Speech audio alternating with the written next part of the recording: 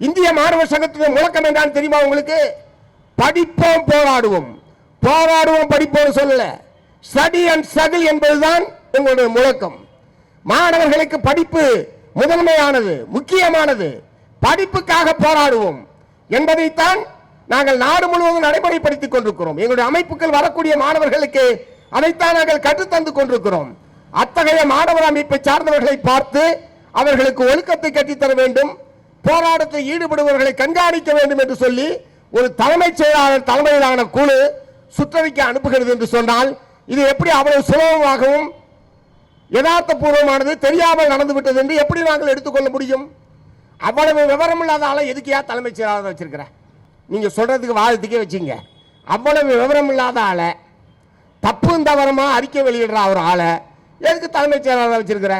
நீக்கு ஐஏஎஸ் தகுதி வாய்ந்த தலைமைச் செயலாளர் பொறுப்பை நிறைவேற்றுவதற்கு பொருத்தமான தகுதி வாய்ந்த ஐஏஎஸ் அதிகாரிகளே தமிழ்நாட்டில் இல்லையா? இவர் எங்கேருந்து வந்தார்களோ அதே மாதிரி இல்லைன்னா ஒரு வேலை இல்லைன்னு நீங்க முடிவு பண்ணீங்கன்னா, எங்களுக்கு தெரிஞ்ச நிறைய திறமை வாய்ந்த பொருத்தமான நிறைய ஐஏஎஸ் அதிகாரிகள் தமிழகத்திலே இருக்கிறார்கள். கூடுதல் தலைமைச் செயலாளர் என்ற பொறுப்பிலேயே ஒரு 10-20 பேர் இருக்காங்க. ஏன்னா அவங்கெல்லாம் ஒரு தலைமைச் செயலாளர் ஒருத்தர் தானே இருக்க முடியும். அதனால கூடுதல் தலைமைச் செயலாளர்னு 10-20 பேர் இருக்காங்க தமிழ்நாட்டில். ஒருவேளை இங்க இருக்கிற யாருமே லாய்க்கு இல்லை அப்படின்னு நீங்க முடிவு பண்ணா வெளியில இருந்து கூட கொண்டு வாங்க.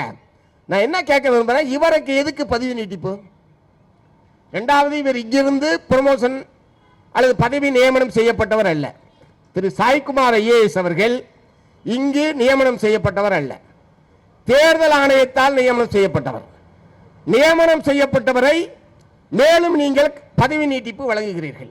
எதற்காக பதவி நீட்டிப்பு வழங்கணும்? பதவி நீட்டிப்பில் இருக்கிறவரை பதவியிலிருந்து நீக்கிடுங்க. நிரந்தரமான ஒரு தலைமைச் செயலாளரை பதவியில் நீங்க போட்டுங்க. கம்யூனிஸ்ட போடணும்னு நாங்கள் சொல்லல, உங்களுக்கு வேண்டிய ஆளையே நீங்க போட்டுங்க. இடதுசாரியோ முற்போக்கோ பிற்போக்கா இருந்தாலும் புறம்போக்கா இருந்தாலும் உங்களுக்கு பிடிச்சதா நீங்க போட்டுங்க, எங்களுக்கு அது பிரச்சனை இல்லை. ஆனால் இவர் நீடிக்கப்படாதுன்றது மட்டும்தான் எங்களுடைய கோரிக்கை. இவர் நீடிக்கப்படாது. இந்த மாதிரியான ஒரு தவறை செய்தவர் அந்த பொறுப்பிலே நீடிக்க கூடாது என்பதுதான் எங்களுடைய கோரிக்கை.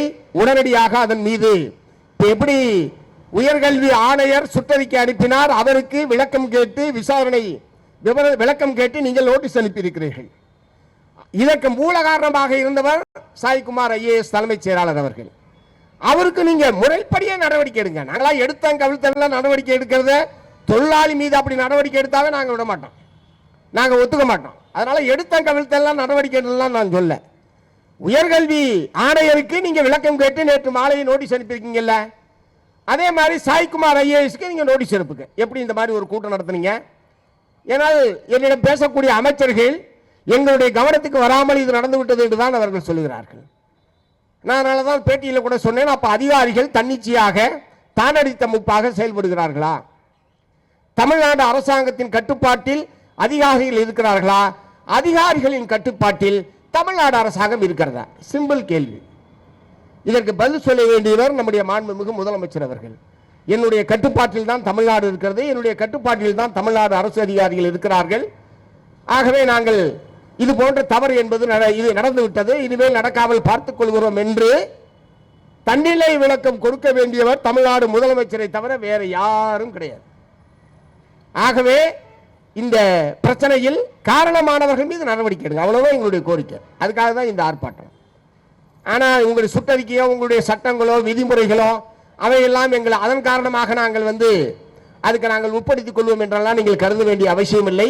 எங்களுடைய பணி என்ன, எங்களுடைய செயல்பாடு எப்படி இருக்க வேண்டும் என்பதை நாங்கள் தான் தீர்மானிப்போம். கம்யூனிஸ்டுகள் நாங்கள் தான் தீர்மானிப்போம், நீங்கள் எங்களுக்கு உத்தரவிட முடியாது. ஆகவே தவறு செய்த வட்டாட்சியர், தவறு செய்த தமிழ்நாடு அரசுடைய தலைமைச் செயலாளர், இவருடைய உத்தரவை ஏற்று உயர்கல்வித்துறை செயலாளர் எல்லா பல்கலைக்கழகத்துக்கும் ஒரு சுற்றறிக்கை அனுப்பியிருக்காரு. எல்லா பல்கலைக்கழகங்களுக்கும் அது இன்னும் திரும்ப பெறப்படவில்லை. கமிஷனர் போட்டது மட்டும்தான் திரும்ப பெற்றிருக்காங்களே தவிர பல்கலைக்கழக பதிவாளர்களுக்கு அனுப்பப்பட்டது, டெக்னிக்கல் எஜுகேஷன் டைரக்டருக்கு அனுப்பப்பட்டது, இவையெல்லாம் இன்னும் திரும்ப பெறப்படவில்லை. அந்த சுற்றறிக்கைகளும் திரும்ப பெறப்பட வேண்டும். சுமூகமான நிலைமையில் நாங்கள் இந்த அரசாங்கத்துக்கு இது ஆட்சி அமைவதற்கு ஆட்சியில் தொடருவதற்கு மார்க்சிஸ்ட் கம்யூனிஸ்ட் கட்சி ஆதரவு கொடுத்திருக்கிறது, இந்திய கம்யூனிஸ்ட் கட்சி ஆதரவு கொடுத்திருக்கிறது. இது தெரியாதவரா தலைமைச் செயலாளர்? இதை தெரியாதவரா வட்டாட்சியர், மாவட்ட ஆட்சியர்? ஆகவே இடதுசாரிகளுடைய ஆதரவோடு தான் இந்த அரசு நீடிக்கிறது என்று தெரிந்ததற்கு பிறகும் இடதுசாரிகள் மீது இத்தகைய நோக்கப்பூர்வ உள்நோக்கத்தோடு இத்தகைய அறிக்கைகள் அனுப்பப்படுகிறது, சுற்றறிக்கை அனுப்பப்படுகிறது என்று சொன்னால் அவர்களை வைத்துக் கொண்டு நீங்கள் ஆட்சியை நடத்தப் போகிறீர்களா? இடதுசாரிகளை வைத்துக் கொண்டு ஆட்சியை தொடரப் போகிறீர்களா? இதுதான் அடிப்படையான கேள்வி. ஆகவே இந்த நடவடிக்கைகளை எங்களால் சகித்துக் கொள்ள முடியாது. இதற்கு ஒரு நிரந்தரமான முற்றுப்புள்ளி வைக்கக்கூடிய வகையிலேயும் இந்த பிரச்சனை சுமூகமான முறையில் தீர்க்கப்பட வேண்டும். இந்த பிரச்சனை அமைதியான முறையில் தீர்க்கப்பட வேண்டும். அது எங்கள் கையில் இல்ல, தமிழ்நாடு முதலமைச்சர் கையில் இருக்கிறது என்று சொல்லி வாய்ப்புக்கு நன்றி கூறி நிறைவு செய்கிறேன். வணக்கம்.